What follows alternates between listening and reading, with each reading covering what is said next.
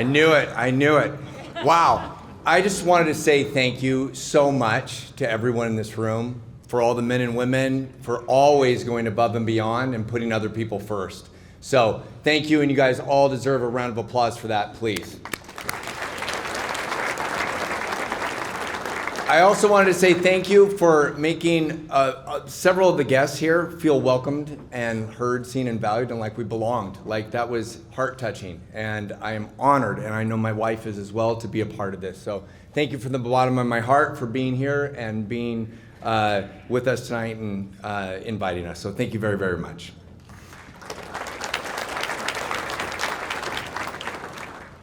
So I know earlier I had talked about my name and growing up, and I knew somebody would make fun of my name, and so I appreciate that. I appreciate the call sign much better. But tonight I'd like to give you a really quick short message on navigating failure, okay, and how we can overcome those things. Because as I mentioned earlier this morning, I had a target on my back when I was a kid. People picked on me and beat me up all the time. And so I would run home literally every day to avoid those bullies, just like in the Christmas Story. And I know a lot of you have the blues on right now that you're hard to get the arms down, but it's very similar. Because at home, I was safe, unlike today with youth bullying and online, but I was safe. I would play with my G.I. Joes and my Star Wars action figures, and I would watch shows like the A-Team or Airwolf, and I would fall in love with movies where the underdog would always win because they would take on the bully, like Iron Eagle or Predator or Karate Kid. But I loved me some ninja movies. Show of hands, anybody want to be a ninja when they were growing up? Me too, right? I loved it. And that was the greatest moment of my life at that point when my parents decided to put me in martial arts, and they brought me to a martial arts tournament. And when I went to the tournament and I walked in, I was a kid, like all giddy, I was super excited. I walked in and there were all of these black belts. And now I didn't know what it took to become a black belt or how long it would take, but I knew that they were baddies and they were as close to being a ninja as possible. And so I looked forward to it. And when I walked in, they had all these vendors, and they were selling everything from ninja outfits to Black Belt magazine to throwing stars to blowguns. Blowguns. Legit ones. Man, I miss the 80s. Can you imagine being an animal in the, right? I was so excited. And when I was introduced to my martial arts instructor, I was taken aback when he said, I will teach you how to punch and kick, but first I'm going to teach you how to fall. Now, I didn't know what that meant because, honestly, I was a stick with lips and I was pretty good at that already. And usually it was followed by some kind of explicit vocabulary word, but I thought it was pretty good. But true to his word, the day I entered, I started to learn to fall every single day. For nearly 2 months, I learned every kind of fall. I don't know where Celine is from earlier, but I said Bubba Gump shrimp. I am telling you, I learned every kind of fall there is. And along the way, I was beginning to learn to punch and kick, but I had no idea. Then the reality was that my instructor was actually giving me the foundation and the confidence in order for me to succeed in life. That and to how to do an obscene amount of push-ups. And I started to learn all different other things as well. I learned the meaning of resistance, patience, resilience, grit, and how to do an obscene amount of push-ups. I also learned that I wasn't the best. And if I didn't know what to do or I didn't know how to do something, all I had to ask was somebody for that help. Because we're not always the best. And I was surrounded by people that were way better than me. And they were always willing to give me their time. That, and to show me how to do an obscene amount of push-ups. But I also learned how to communicate effectively, how to learn, how to teach, because you don't know something until you can teach it.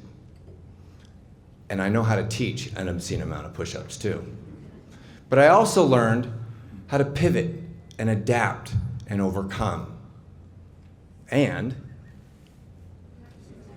do an obscene amount of push-ups. You think I'm lying, but I'm not, seriously. And I learned those, all in the intent of becoming a black belt. And for 10 years, I trained, and I studied, and I worked my butt off every single day. It was the most important thing to me. And the day finally arrived when I could train for my black belt. And I was a senior in high school, so I trained for over a decade, working the ranks. And the night finally arrived, and I showed up, and the brown belts train, and they test at night, or at the very last. And it was my turn, and I was the last one to test. And when I say you put intent and purpose behind something, I did. Like everything I was doing, as much as I could. I poured my heart into every move and every technique that I could. You could hear my snap of my leg like 1,000 whips, like an Indiana Jones movie. And I was exhausted. And I kneeled down, and as my instructor tallied the points, he said, although it was close, you didn't have enough to pass. He failed me. My father figure, a man that I looked up to so much. And I was embarrassed, and I was sad, and I was mad. Have you ever had the rug pulled out from underneath you on a promotion or a rank or something that you wanted and you thought you deserved so badly, only to have it taken away just like that? And that's how I felt. And I started to play in the back of my mind, like, what did I do wrong? And I didn't know. And to add salt onto the injury, we were all going out for a celebratory dinner that night. And I was the only one who didn't pass.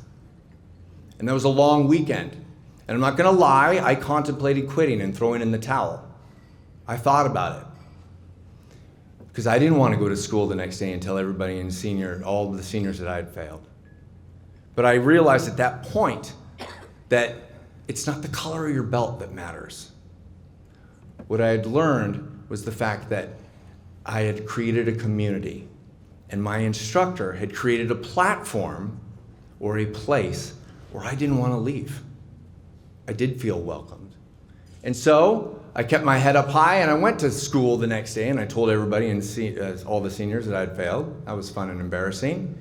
And then that night I went to school, or I went to class with the same brown belt that I'd had for the last 3 years.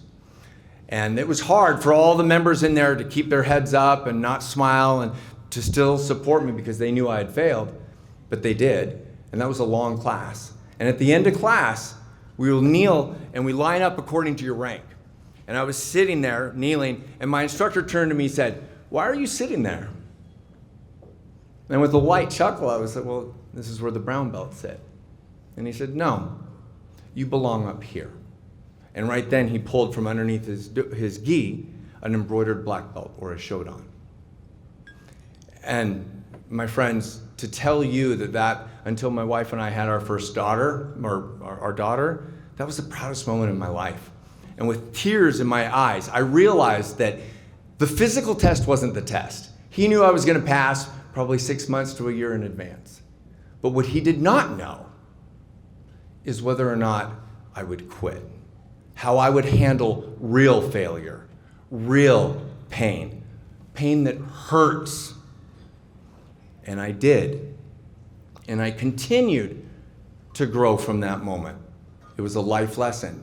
And so I became a second degree, and a third degree, and a fourth degree. And then I became the all-world team and the all-collegiate team in Japan. And then I started my own school in Seattle. And then we had our daughter, and I was able to introduce our daughter to my instructor, a simple staff sergeant here at Fairchild Air Force Base. And then I got a phone call one day from one of our students, and she said, "Sensei's at the hospital." And 2 weeks later, I was standing behind his casket at the cemetery over here in Medical Lake. And as I stood there, I looked around at all of the people that were there. I want everybody to close your eyes for a moment and picture the movie Field of Dreams. And if you remember the procession at the end with all the cars, this simple staff sergeant impacted so many people that it was standing room only. And as I looked around, I noticed the same face that I had with all of the other hundreds of people that were there. And I realized at that moment, it was a final lesson that my instructor would teach me, and that was that I was not the only one that he impacted. I was not the only person that he made a difference in. I was not the only one he taught to fall or to do an obscene amount of push-ups. I was not the only one. And I realized at that point that we all can make a difference in people. And then we all get knocked down. We don't always win everything. We don't always get that award. We don't always get what we want. But if you continue to get back up, eventually you will all win. Thank you very much.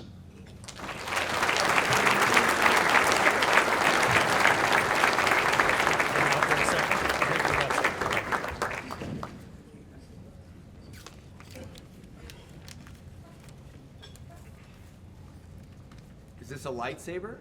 Not so sure, but there's a cutting board. Do you like charcuterie? Yeah, my wife loves charcuterie boards. So, Blue, thank you very much for those words. That was awesome. I got a little misty over in the chair, I'm not going to lie. That was very touching and a great lesson, and something I know hit home for many of us here in the audience. So thank you so much for sharing that with us, and thanks for being our keynote speaker this weekend.